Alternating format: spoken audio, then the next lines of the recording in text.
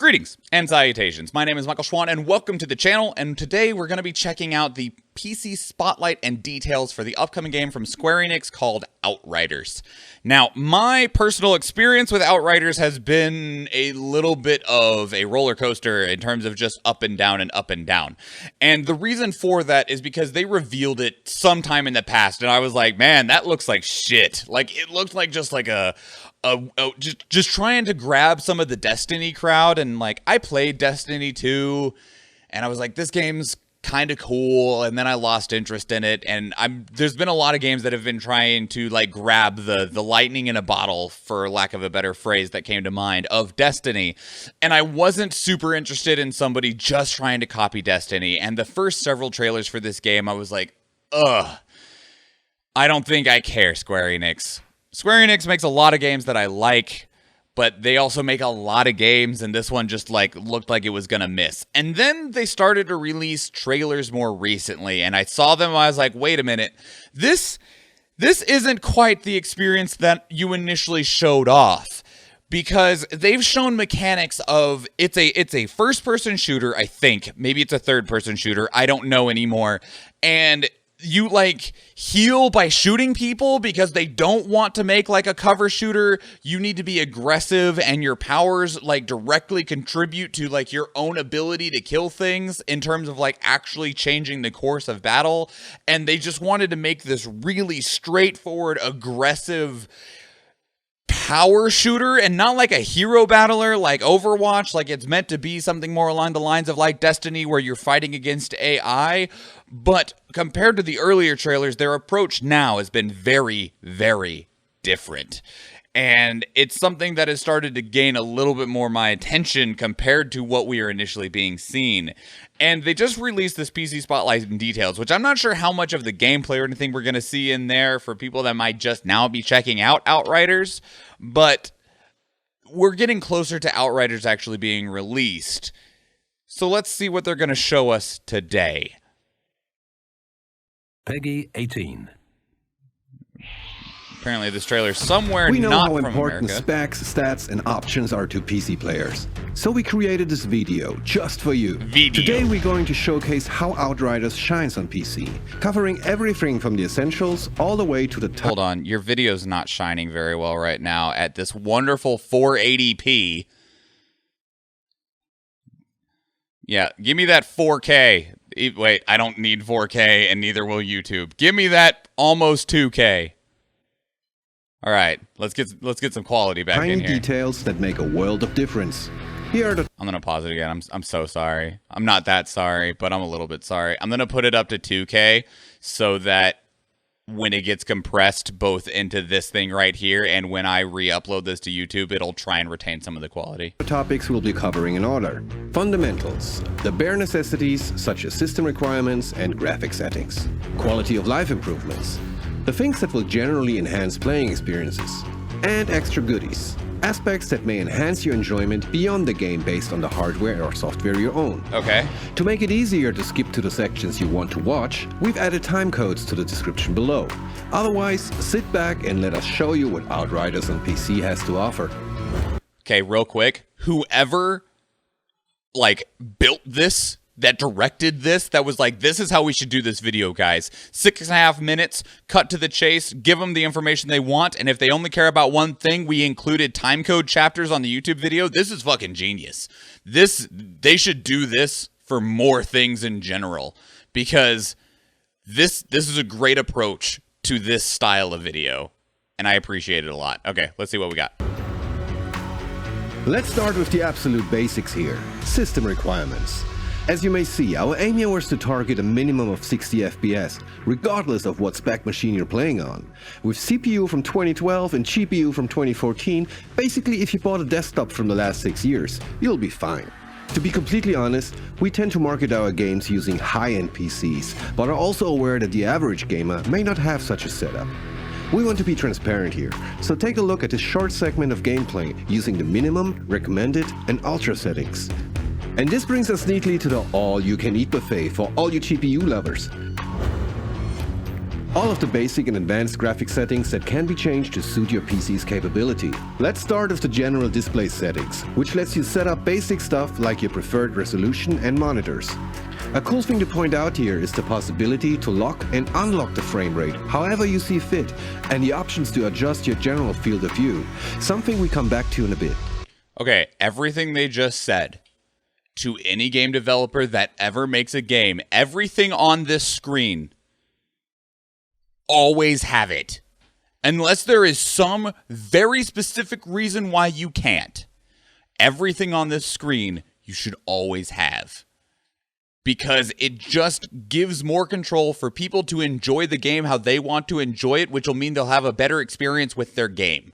For the people that don't understand what this stuff is, that's fine. That's why you have the presets that they just start at. You auto-detect their system, but if for the people that want to change it, this is what you always should have. FPS limits, because for people like me that do content creation, when I'm not streaming a game, I can crank up the graphics because I have like a 3070 and an R9 3900X and stuff like that. But when I'm streaming, some of my power goes into streaming, so I need to be able to quickly and easily adjust it down, which not every game gives me.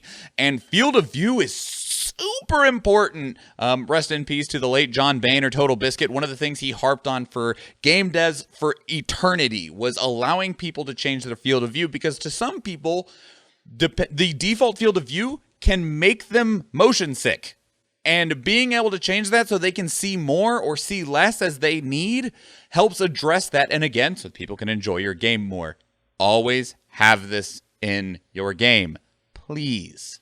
Field of view is extremely important to you, Eve. Me too. I normally want to max it out because I want as much information as I can get assaulting my brain. Athena Latina, you have issues with motion sickness in games? Well, field of view is probably a good way to address it. Some field of view really does make you motion sick. Yeah. And that's why they should have it as a setting. Like I said, unless there's a reason why you don't. For example, Dead by Daylight does not have a field of view adjustment in it because that's part of how they balance the game, is limiting like the killer's field of view, and there are ways that you can like add a perk to make it bigger and stuff like that. So unless you're using it for gameplay specific purposes, allow us to change it, please. View, something we come back to in a bit. Our advanced settings will let you go even deeper. Next to the common presets, you're able to adjust about anything related to the visual presentation of Outriders. Good. No matter if you're on a lower-end system, trying to find that performance sweet spot, or if you tend to own a monster of a machine that eats 4K at 200 plus FPS for breakfast, we got you covered. Nope. Mouse and keyboard support? Wait, is that even a question?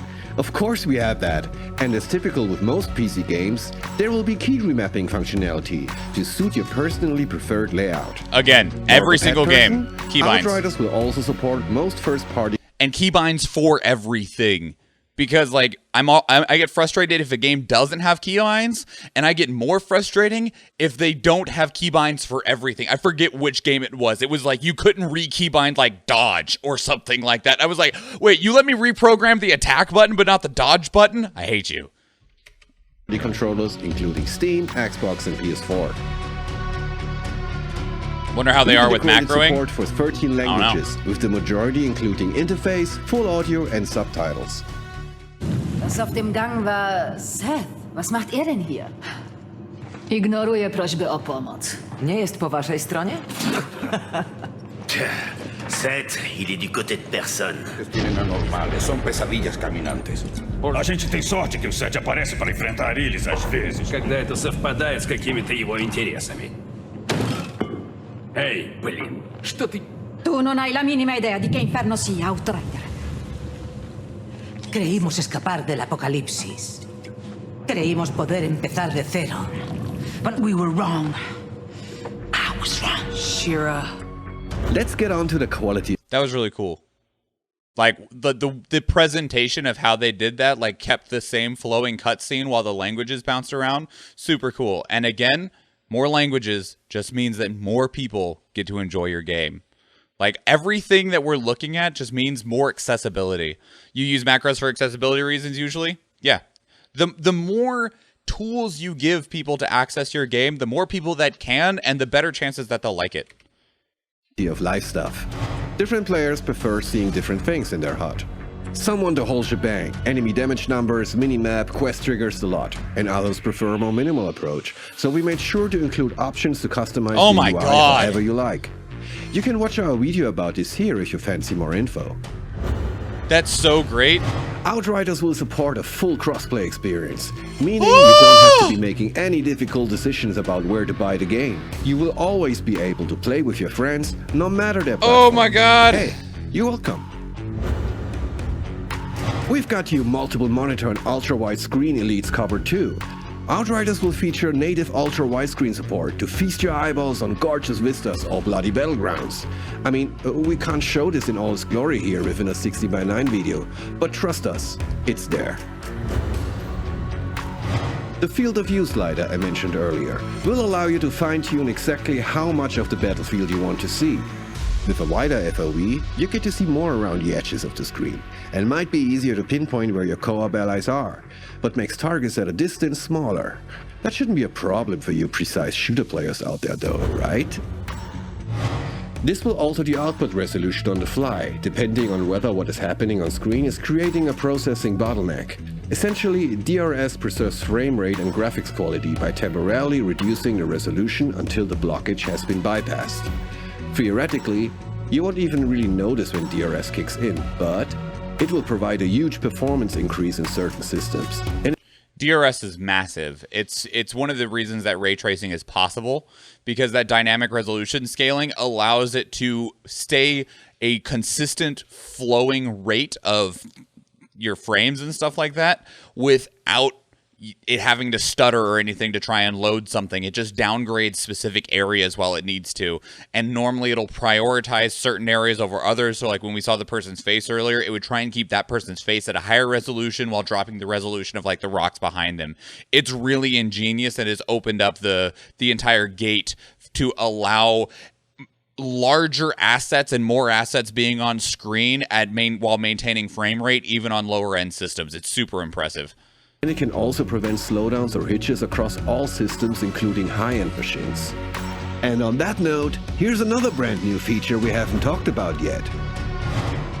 We are proud to announce the support of NVIDIA DLSS, which uses AI-based super resolution to boost frame rates while generating beautiful, crisp game images. While Outriders doesn't have a dedicated photo mode, it does support NVIDIA Ansel, which allow you to take gorgeous custom screenshots of the game in action. Here we are recording the process of activating Ansel during gameplay to capture a stunning screenshot.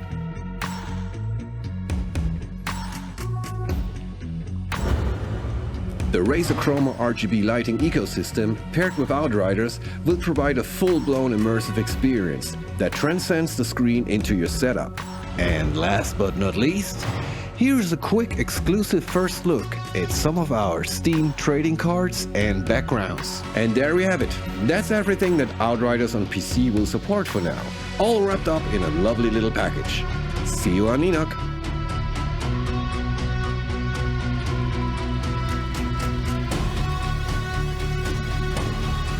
Oh, okay.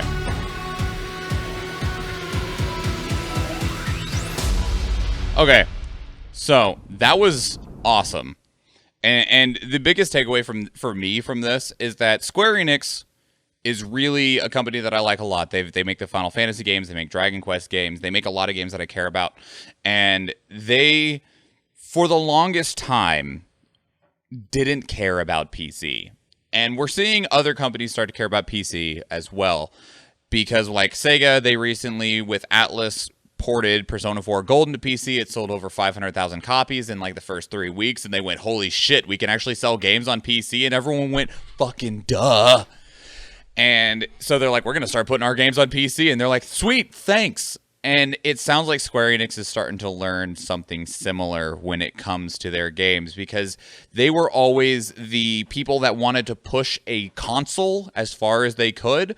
We would always see the Final Fantasy games being these graphical marvels that would push a system beyond what we thought was capable of it, whether that's Final Fantasy X or 12 with the PlayStation 2, Final Fantasy 13 on the PlayStation 3, or Final Fantasy 15 on the PlayStation 4.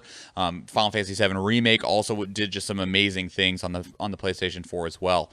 And But they always treated PC as such an afterthought, and they developed for it like a year later, and it was normally just kind of like a shoved over port.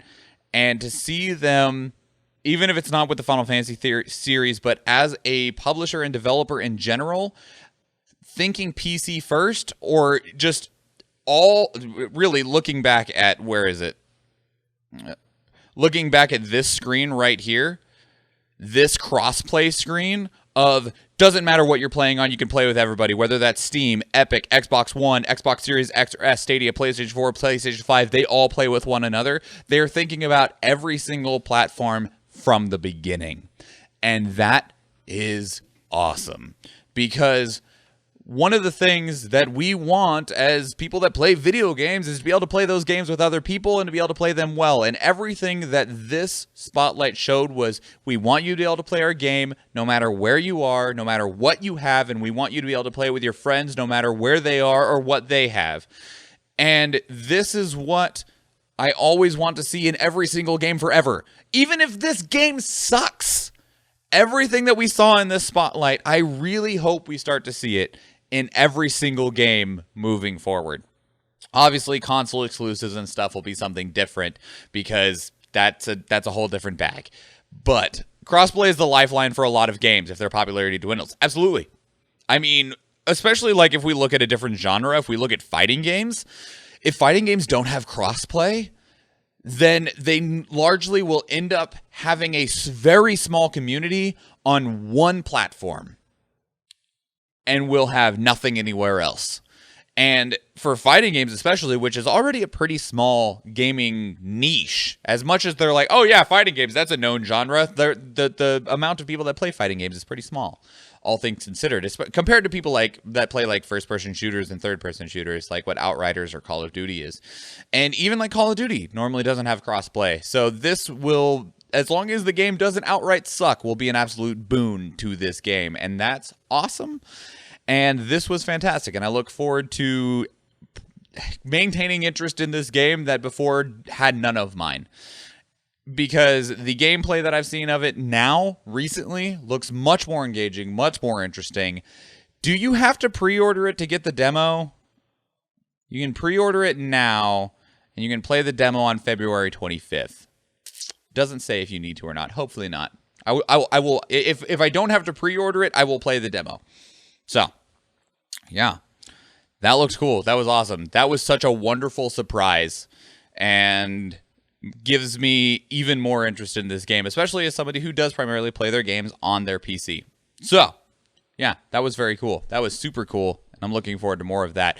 Everybody, to those that are watching this on YouTube or otherwise, we do these live on the stream, and we receive these through our Discord channel. So there's links to all of this down in the description below. We do these reactions after our normal content on our stream, which we stream Tuesdays, Thursdays, and Fridays.